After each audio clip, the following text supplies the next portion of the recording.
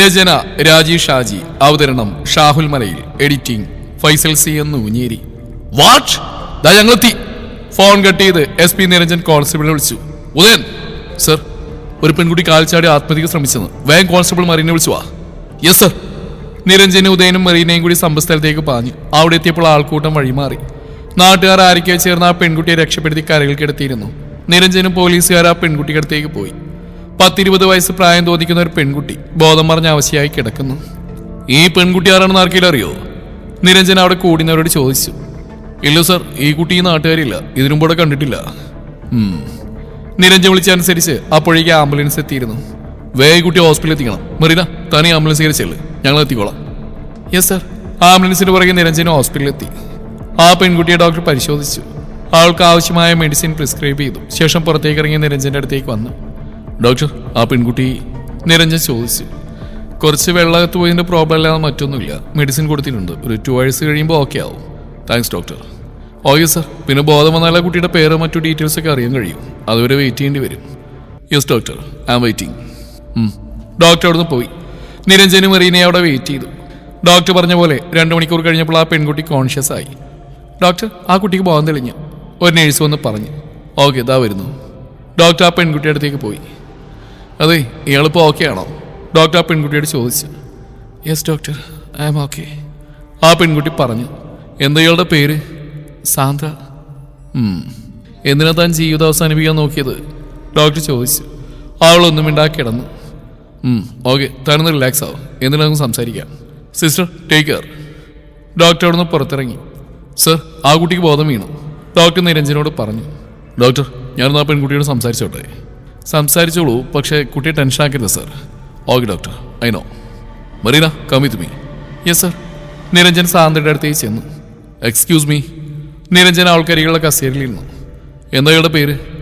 സാന്ദ്ര. ഇയാൾക്ക് എത്ര വയസ്സായി? 20. വീട് എവിടെയാ? കാഞ്ഞങ്ങാട്. വീട്ടിലാരൊക്കെയുണ്ട്? ആളൊന്നും മിണ്ടിയില്ല. എന്താ ആരും ഇല്ലേ? ആൾ മൗനം പാലിച്ചു. എന്തിനാ താൻ ഇങ്ങനെ ചെയ്ത്? ഞങ്ങൾക്ക് ഞങ്ങളുടെ ഡ്യൂട്ടി ചെയ്യണം, ദയവായി സഹകരിച്ചൂടെ പ്ലീസ്? സർ, എൻ്റെ വീട്ടിൽ അച്ഛനും അമ്മയുണ്ട്. വീട്ടിലെന്തെങ്കിലും പ്രോബ്ലം ഉണ്ടോ? ഇല്ല സർ. പിന്നെന്തിനാ താൻ? സർ, ഞാനൊരാളായിട്ട് ഇഷ്ടത്തിലായിരുന്നു. കോളേജിൽ പഠിക്കുന്ന സമയത്ത് അയാളായിട്ട് എൻ്റെ പിന്നാലെ നടന്ന് എന്നെ കൊണ്ട് നിർബന്ധിച്ച് അയാളെ ഇഷ്ടപ്പെടുത്തിയതാ. ഞാൻ അയാളെ ഇഷ്ടപ്പെട്ടില്ലെങ്കിൽ ജീവിതം അവസാനിപ്പിക്കുന്ന അയാൾ ഭീഷണിപ്പെടുത്തി. ഒരിക്കലും അതിനുള്ള ശ്രമവും നടത്തി. എനിക്കാളെ ഇഷ്ടപ്പെടേണ്ടി വന്നു. പക്ഷെ അയാൾ എന്നോട് വളരെ സ്നേഹത്തോടു കൂടിയാണ് പെരുമാറിയത്. ആ നാളുകളിൽ അയാളെ ഇഷ്ടപ്പെട്ടത് എന്നെ നല്ല തീരുമാനമായിട്ട് എനിക്ക് തോന്നി. എന്നെ അയാൾ ഒരുപാട് സ്നേഹിക്കുന്നുണ്ടെന്നും എൻ്റെ അച്ഛനെ അമ്മയെ അയാൾ സംരക്ഷിക്കുമെന്നും ഞാൻ കരുതി. ആ നാളുകളിൽ ഈ ലോകത്തെ ഏറ്റവും ഭാഗ്യം ചെയ്ത പെൺകുട്ടി ഞാനാണെന്ന് എനിക്ക് തോന്നി. എൻ്റെ ഓരോ കാര്യങ്ങളും അയാൾ നന്നായി കെയർ ചെയ്തു. എനിക്കൊന്ന് വയ്യാണ്ടായ അയാൾക്കത് വല്ലാത്ത സങ്കടമായിരുന്നു. അങ്ങനെ ഞങ്ങൾ പരസ്പരം മത്സരിച്ച് സ്നേഹിച്ചു. ഇടയ്ക്കൊക്കെ അയാൾ അച്ഛനെയും അമ്മയും കാണാൻ വീട്ടിൽ വരികയായിരുന്നു. ഒരിക്കൽ അച്ഛനോട് എന്നെക്കുറിച്ച് ആവലാതി വേണ്ട, എന്നെ നന്നായി നോയിക്കോളാമെന്ന് പറഞ്ഞു. അയാളെ ഞാൻ ജീവനതുല്യം സ്നേഹിച്ചു. അയാൾ മാത്രം എൻ്റെ ലോകം ഒതുങ്ങുന്നതായി എനിക്ക് തോന്നി. അയാളെ ഞാൻ ഒരുപാട് വിശ്വസിച്ചു. പക്ഷേ അയാൾക്ക് ഞാൻ വെറൊരു ടൈം പാസ് മാത്രമായിരുന്നു ഞാൻ മനസ്സിലാക്കിയത് എൻ്റെ അച്ഛൻ വിവാഹാലോചനയായിട്ട് അയാളുടെ വീട്ടിൽ പോയ ദിവസം. അന്ന് അയാളും വീട്ടുകാരും കൂടി അച്ഛനെ അപമാനിച്ച് ഇറക്കി വിട്ടു. അയാളുടെ ഏഴെഴുത്തി ചെല്ലാനുള്ള യോഗ്യത ഞങ്ങളുടെ കുടുംബത്തിൽ നിന്ന് പറഞ്ഞ അച്ഛനെ ആട്ടിയിറക്കിയത്. പാവൻ്റെ അച്ഛൻ ജീവിതത്തിൽ ഇന്ന് ഒരു ആരുമിലും തലവനിക്കേണ്ടി വന്നിട്ടില്ല. ചോര നീരാക്കി അധ്വാനിച്ച അന്തസ്സോടെയാണ് അച്ഛൻ എന്നെ പഠിപ്പിച്ചും വീട് നോക്കിയതും. പക്ഷേ ഞാൻ കാരണം ഇന്നലെ അച്ഛൻ്റെ കണ്ണ് നിറഞ്ഞു, ആ ചങ്ക് തകർന്നു. എൻ്റെ അച്ഛൻ അപമാനിക്കപ്പെട്ട ഞാൻ കാരണം. അതെനിക്ക് താങ്ങാനില്ല സർ. അതാ ഞാൻ. എന്ത് തന്നെയായാലും ആത്മഹത്യ അതിനൊരു പരിഹാരമാണോ? തനിക്കെന്തെങ്കിലും പറ്റിയ അച്ഛനമ്മയ്ക്കോ താങ്ങാനാവുമോ? താൻ അവരെ തീരാ ദുഃഖത്തിലേക്കല്ലേ തള്ളിവിടുന്നത്? അവൻ്റെ മുന്നിൽ അന്തസ്സായിട്ട് ജീവിച്ചു കാണിക്കല്ലേ വേണ്ടേ? അവൾ പൊട്ടിക്കരഞ്ഞു പോയി. ഇയാളെ സങ്കടപ്പെടുത്താൻ വേണ്ടിയല്ല ഞാൻ പറഞ്ഞേ. ഓക്കെ, എന്തായാലും ഞാനിത് കേസാക്കുന്നില്ല. പക്ഷെ ഇനി ഇങ്ങനത്തെ അവിവേകമൊന്നും കാണിക്കരുത്, കേട്ടല്ലോ? ഞാൻ പറഞ്ഞ താൻ കേട്ടോ? നിരഞ്ജന്റെ ശബ്ദം കെടുത്തു. ഇല്ല സർ. ഗുഡ്. മറീന, ഇയാളുടെ ഡീറ്റെയിൽസ് കളക്ട് ചെയ്യുക. Yes sir. സാന്ദ്രയിൽ നിന്ന് ഡീറ്റെയിൽസ് കളക്ട് ചെയ്ത് നിരഞ്ജനും മറീന അവിടുന്ന് പോയി. ഡോക്ടർ വിളിച്ച് പറഞ്ഞനുസരിച്ച് സാന്ദ്രയുടെ അച്ഛനും അമ്മയും വന്നു. മകളുടെ അവസ്ഥ കണ്ട് അവർക്ക് ഒരുപാട് സങ്കടം തോന്നി. അവരവളെ ആശ്വസിപ്പിച്ചു. കുറച്ച് സമയം കഴിഞ്ഞ് അവളെ വീട്ടിലേക്ക് വിട്ടു. രാത്രി ഒത്തിരി ലേറ്റായിട്ടാണ് നിരഞ്ജൻ വീട്ടിലെത്തിയത്. കല്യാണി അമ്മ അവനെയും കാത്ത് ഉമ്മറത്തിരിപ്പുണ്ടായിരുന്നു. അമ്മയോട് ഞാൻ വിളിച്ചു പറഞ്ഞല്ലേ കിടന്നോളാൻ. നീ വരാതെ എനിക്കെങ്ങനെയാണ് ഉറക്കം വരുന്നേ? നിന്നെ കാത്തിരിക്കാൻ ഇപ്പം ഞാനല്ലേ ഉള്ളൂ. ഇങ്ങനെ നീ വരുന്നവരെ ഒറ്റയ്ക്കിരിക്കണം ഞാൻ. ഒരു പെങ്കൊച്ചിനെ കൊണ്ട് വരാൻ പറഞ്ഞാൽ അതും കേൾക്കില്ല. ഇനി എന്നാണാവും എൻ്റെ മോന് നല്ല ബുദ്ധി തോന്നുന്നേ? മൂക്കിൽ പല്ല് മുളച്ചിട്ടാണോ? അമ്മയ്ക്ക് എന്നും ഇതുമാത്രമേ പറയാനുള്ളൂ. പിന്നെ വേറെ എന്ത് കാര്യടാ ഞാൻ പറയണ്ട്? ഓ അമ്മ എനിക്ക് വിശക്കുവാ, വല്ലതും കഴിക്കാന്താ. വാ മോനെ, ഇന്നും ആ ശങ്കരൻ വന്നിരുന്നു. ഏതേലും ഒന്നിനെ പോയി നോക്കേൻ്റെ മോനെ. ഈ വയസ്സാം കാലത്ത് അമ്മയ്ക്ക് മിണ്ടിയും പറഞ്ഞിരിക്കുക ഒരു പൊന്നുമോളെ കൊണ്ടുകാടാ. ഓ ശരി എൻ്റെ പൊന്നമ്മ, ആര് വേണേലും പോയി കാണാം പോരെ. സത്യമാണോ മോനെ? അമ്മയ്ക്ക് വിശ്വസിക്കാവോ? എൻ്റെ കല്യാണമേ, ധൈര്യമായിട്ട് വിശ്വസിച്ചോളൂ. ഈശ്വര, എൻ്റെ പ്രാർത്ഥന നീ കേട്ടല്ലോ. അങ്ങനെ 1-2 കുട്ടികളൊക്കെ പോയി നോക്കി. പക്ഷെ അവൻ്റെ മനസ്സിനിണങ്ങിയതായിട്ട് ആരും ഇല്ലായിരുന്നു. കുറച്ച് ദിവസത്തിന് ശേഷം ഒരു ട്രാഫിക് ഡ്യൂട്ടിയിലായിരുന്നപ്പോൾ സാന്ദ്രയെ നിരഞ്ജൻ കണ്ടു. ഹലോ സാന്ദ്ര. സർ. അവൾ അവനെ നോക്കി ചിരിച്ചു. അവനും ഇപ്പം മൈൻഡൊക്കെ ഓക്കെ ആയോ? Yes sir, I M okay. Good. എങ്ങോട്ടാ? ഇവിടെ ലീലാസ് ഗ്രൂപ്പിൽ മാർക്കറ്റിംഗ് എക്സിക്യൂട്ടീവിൽ ഞാൻ ജോലിക്ക് കയറി. അതെയോ? എന്നാൽ ശരി, കാണാം. ശരി സർ. അന്തു, നീ പെണ്ണ് കാണാൻ പോവാന്ന് പറഞ്ഞിട്ട് നീ എന്താടാ ഒന്നും മിണ്ടാത്തേ? അമ്മ നിരഞ്ജനോട് ചോദിച്ചു. അമ്മ, എനിക്ക് വേണ്ടി അമ്മ പെണ്ണ് നോക്കണ്ട, എനിക്കൊരു കുട്ടിയെ ഇഷ്ടമാണ്. അവൻ അമ്മയുടെ മടിയിൽ കിടന്നുകൊണ്ട് പറഞ്ഞു. ആഹാ, എന്നിട്ടാണോടെ കള്ള നീ പെണ്ണിട്ടുന്നില്ലെന്ന് പറഞ്ഞ്? അതല്ല അമ്മേ, ഇപ്പോഴാണ് എൻ്റെ മനസ്സിൽ അങ്ങനെ ഒരു ഇഷ്ടം തോന്നിയത്. അന്ന് ഞാൻ അമ്മയോട് പറഞ്ഞില്ലേ, കാലിൽ ചാടി ആത്മഹത്യ ചെയ്യാൻ ശ്രമിച്ച ഒരു പെൺകുട്ടിയെ പറ്റി. അവളാ. പക്ഷെ ഒരു പ്രശ്നം എന്താണെന്ന് വെച്ചാൽ അവൾക്ക് 20 വയസ്സായിട്ടുള്ളൂ. എന്നെക്കാളും 12 വയസ്സിനുള്ളതാ അവള്. അവൾക്ക് എൻ്റെ ഇഷ്ടം അംഗീകരിക്കാനാവുമെന്ന് അറിയില്ല. പക്ഷേ അവളെ കൂടെ കൂട്ടണമെന്നെന്തോ മനസ്സുള്ള ആ കൊതിക്കുന്നു. അവളുടെ കുടുംബത്തെ സംരക്ഷിക്കണമെന്നും. ഞാൻ അവളോട് ഇഷ്ടം പറഞ്ഞിട്ടില്ല, ആദ്യം അവളുടെ മനസ്സറിയണം, എന്നിട്ടാണ് എനിക്ക് പെണ്ണന്വേഷിക്കുന്നത്. എൻ്റെ മോനെ അവൾക്ക് ഇഷ്ടമാവും.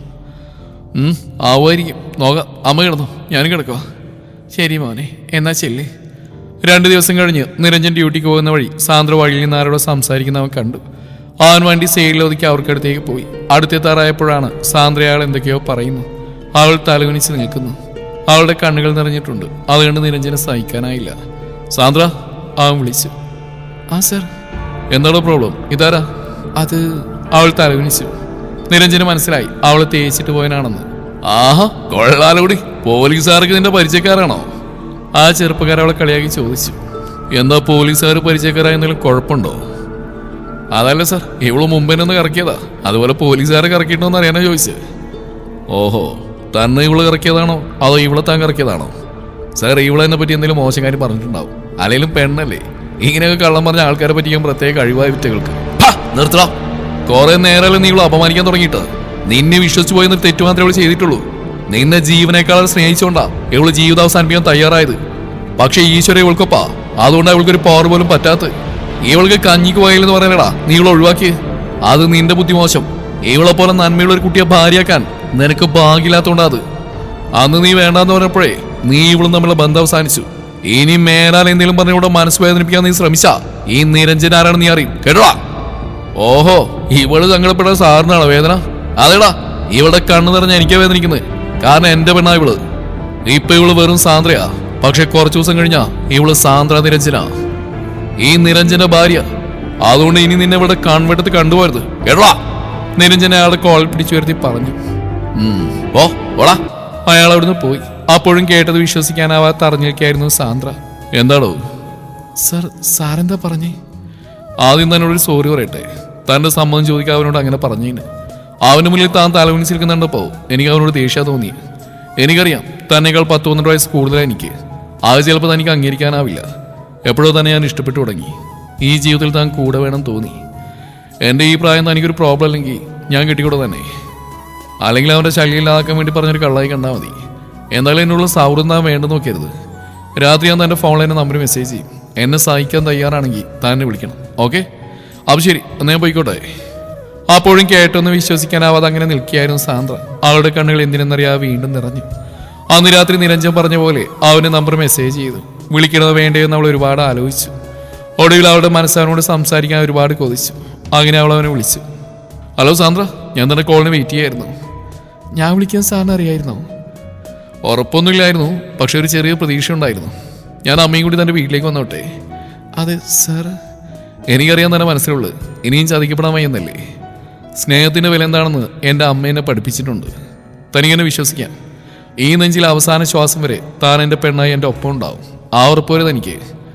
സർ, എന്നെ അമ്മ നന്ദൂന്നാണ് വിളിക്കുന്നത്. തനിക്കെന്നെ ഇഷ്ടമാണെങ്കിൽ ഇനി ഈ സാറ് വിളി വേണ്ട, നന്ദുവേട്ടാന്ന് വിളിച്ചാൽ മതി. താനെപ്പോഴാണ് ജോലി കഴിഞ്ഞ് വരുന്നേ? 5 മണി കഴിയുമ്പോൾ എത്തും. അപ്പോൾ നാളെ കൃത്യം 6 മണിക്ക് ഞാനും അമ്മയും തൻ്റെ വീട്ടിലെത്തിയിരിക്കും. സർ, അത് എന്താണോ? തനിക്ക് കുഴപ്പമുണ്ടോ?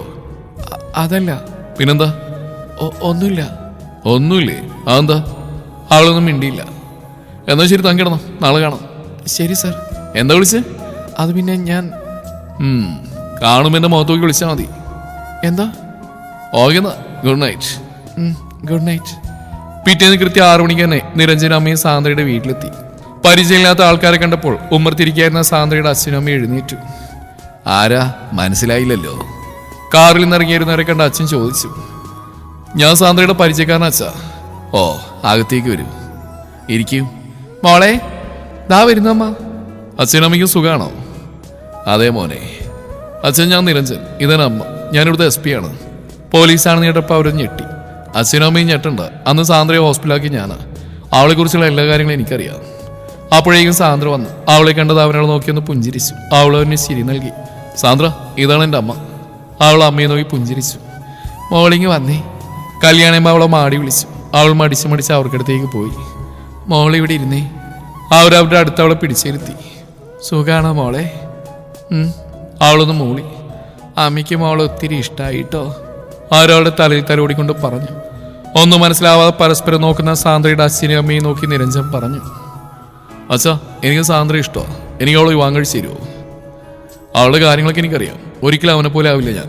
കുടുംബബന്ധങ്ങളുടെ വില എന്താണെന്നും സ്നേഹത്തിന്റെ വില എന്താണെന്നും എൻ്റെ അമ്മ എന്നെ പഠിപ്പിച്ചിട്ടുണ്ട്. അതുകൊണ്ട് ഒരിക്കലും നിങ്ങൾ അപമാനിതരാവേണ്ടി വരില്ല, വേദനിക്കേണ്ടിയും വരില്ല. എൻ്റെ മരണം വരെ ഇവിടെ കണ്ണു നിറയാതെ ഞാൻ നോക്കിക്കോളാം. ഒരുത്തങ്കാലം ചതിക്കപ്പെട്ടുകൊണ്ട് മറ്റാരും വന്നാലും അവർ വിശ്വസിക്കാൻ നിങ്ങൾക്ക് പ്രയാസമാവുമെന്ന് എനിക്കറിയാം. അതുകൊണ്ട് ആദ്യം ഞാൻ എൻ്റെ അമ്മയും കൂട്ടി വന്ന്, നിങ്ങളുടെ മരുവനായിട്ടല്ല, മകനായി തന്നെ എന്നും ഞാൻ നിങ്ങൾക്ക് ഒപ്പം ഉണ്ടാവും. ഈ ഒരു ഉറപ്പ് ഒരു അച്ഛൻ നിങ്ങൾക്ക്. അവൻ അച്ഛൻ്റെ കൈ പിടിച്ച് പറഞ്ഞു. ആ അച്ഛൻ്റെയും അമ്മയുടെയും കണ്ണ് നിറഞ്ഞു തൂവി. മോനെ, ഞങ്ങളുടെ കുട്ടി ഒത്തിരി സങ്കടപ്പെട്ടു. ജീവിതം പോലും അവസാനിപ്പിക്കാൻ അവൾ തയ്യാറായത് ഒത്തിരി സങ്കടം വന്നിട്ടാ. മോൻ അവളെ രക്ഷിച്ചു, അവളുടെ മനസ്സ് മാറ്റി. മോനെക്കുറിച്ചുള്ള കാര്യങ്ങൾ പറയാറുണ്ട്. പക്ഷേ ഇങ്ങനൊരാഗ്രഹം മോൻ്റെ മനസ്സിലുണ്ടായത് ഞങ്ങളുടെ കുട്ടിയുടെ ഭാഗ്യമാണ്. ഞങ്ങളുടെ കാലം കഴിഞ്ഞ് അവൾ തനിച്ച്. വല്ലാത്ത ഭയമായിരുന്നു ഞങ്ങൾക്ക്. ഇനിയിപ്പോൾ ഞങ്ങൾക്ക് എന്തെങ്കിലും സംഭവിച്ചു പോയാലും ഞങ്ങളുടെ കുട്ടി തനിച്ചാവില്ലല്ലോ. അത് മതി മോനെ. അദ്ദേഹം കണ്ണുടച്ചുകൊണ്ട് പറഞ്ഞു. ഏയ് കരയില്ല അച്ഛാ. അവൻ അദ്ദേഹത്തെ കെട്ടിപ്പിടിച്ചു.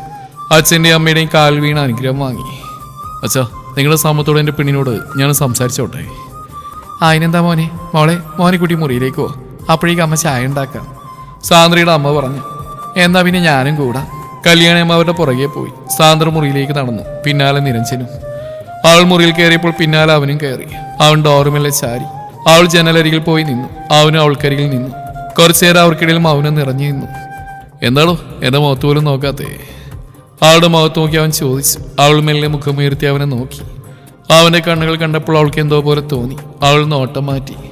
ജനൽ കമ്പിൽ പിടിച്ചിരുന്ന അവളുടെ കൈക്ക് മുകളിൽ അവൻ കൈവച്ചു. അവന്റെ സ്പർശനത്തിൽ അവളുടെ ശരീരത്തിൽ എന്തോ ഒരു വിറയൽ അവൾക്ക് അനുഭവപ്പെട്ടു. അതറിഞ്ഞ അവൻ അവളുടെ കൈ തന്റെ കൈക്കുള്ളിലാക്കി പൊതിഞ്ഞു പിടിച്ചു. എന്താണോ, തനിക്കിപ്പോഴും പേടിയാണോ എന്നെ? സർ, ഞാൻ സാറോ? നന്ദുവേണ്ടെന്ന് വിളിക്കടി. എടീന്നോ? പിന്നെ എൻ്റെ പെണ്ണിനെ എടീന്ന് വിളിച്ചെന്താ കുഴപ്പം? അവൻ അവൾക്കടുത്തേക്ക് ചേർന്ന് നിന്നു. അവന്റെ ശ്വാസം അവളുടെ മുഖത്തെട്ടി. അവൾ പിന്നിലേക്ക് നീങ്ങാൻ നോക്കി. പക്ഷെ അവൻ അവളെ കൈ പിടിച്ച് വലിച്ചു. അവൾ അവന്റെ നെഞ്ചിലേക്ക് വീണു. എന്താ പെണ്ണേ? അവൻ അവളുടെ ഇടുപ്പിലൂടെ കൈ ചേർത്ത് അവളെ തന്നെ മാറോട് ചേർത്ത് നിർത്തി. അവളുടെ നെറുകയിൽ ചുണ്ടമർത്തി. അവൾ കണ്ണുകൾ മെല്ലെ അടച്ചു. നിറഞ്ഞു വന്ന അവളുടെ കണ്ണുകൾ അവൻ തന്റെ വിരലാൽ തുടച്ചു.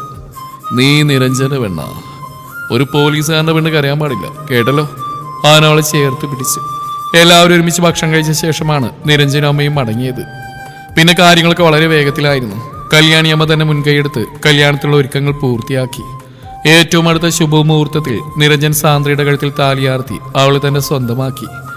ആദ്യ രാത്രി നിരഞ്ജനെ കാത്ത് മുറിയിലിരിക്കായിരുന്ന അവളുടെ അടുത്തേക്ക് അവൻ വന്നു. അവനെ കണ്ടതും അവൾ ചാടി എഴുന്നേറ്റ് അവന്റെ കാലിൽ വീണു. ഏയ്, എന്താണ് ഇത്? നമുക്കിടയിൽ ഫോർമാലിറ്റീസ് ഒന്നും വേണ്ട. ഞാൻ എന്താ പറയണ്ടേ? എന്നെങ്ങനെ ഇഷ്ടമായി? അവൾ കണ്ണു നിറച്ച് ചോദിച്ചു. അതോ, എൻ്റെ പെണ്ണിൻ്റെ ഈ കളങ്കില്ലാത്ത മനസ്സ് കണ്ടിട്ടാണ് ഞാൻ ഇഷ്ടപ്പെട്ട്. പിന്നെ ഞാൻ പറഞ്ഞിട്ടുണ്ട്, പോലീസുകാരൻ്റെ ഭാര്യക്ക് അറിയാൻ പാടില്ലെന്ന്, കേട്ടല്ലോ? ഞാൻ അതുമായിട്ട് എനിക്ക് അതെ, ഇപ്പം എൻ്റെ പെണ്ണൊന്നും പറയണ്ട. എന്താ പറയാൻ പോകുന്നതെന്ന് എനിക്കറിയാം. ഈ സങ്കടമൊക്കെ മാറ്റി താനും ചിരിച്ചേടോ ഭാര്യയെ. എടി ഭാര്യ, ഞാനാ നിന്നോട് ചോദിക്കേണ്ടത്, ഈ കിഴവനെങ്ങനെ ഇഷ്ടമായെന്ന്. കിഴവനാന്ന് ആരാ പറഞ്ഞേ? അവൾ മുഖം വീർപ്പിച്ച് ചോദിച്ചു. കിഴവൻ അല്ലെങ്കിൽ പിന്നെ ആരാ? അവൻ ചിരിയോടെ ചോദിച്ചു. എൻ്റെ റോമിയോ. അതെയോ? എന്നാ എൻ്റെ ജൂലിയറ്റ് വന്നേ, നമുക്ക് കിടക്കാം. അവനവളെ കൈകളെടുത്ത് ബെഡിലേക്ക് മറിഞ്ഞു. പിന്നെ അവിടെ അവരുടെ കളിയും ചിരിയും കുസൃതിയും നിറഞ്ഞു നിന്നു. ഇന്ന് അവൾ അതീവ സന്തോഷവതിയാണ്. ഒരിക്കൽ സ്വത്തില്ലെന്ന് പറഞ്ഞ ഒരുത്തനെ ഉപേക്ഷിച്ചപ്പോൾ മറ്റൊരാൾ അവളാണ് സ്വത്തെന്ന് പറഞ്ഞ് അവളെ സ്നേഹം കൊണ്ട് മൂടുന്നു. ഓരോ ദിവസവും അവൻ്റെ ഹൃദയതാളമായി അവൾ മാറിക്കൊണ്ടിരിക്കുന്നു. ഇനി അവർ ജീവിക്കട്ടെ, അവരുടേത് മാത്രമായ മനോഹര ലോകത്ത് എന്നും ഒരുമിച്ച് കൊതി തീരുവോളം.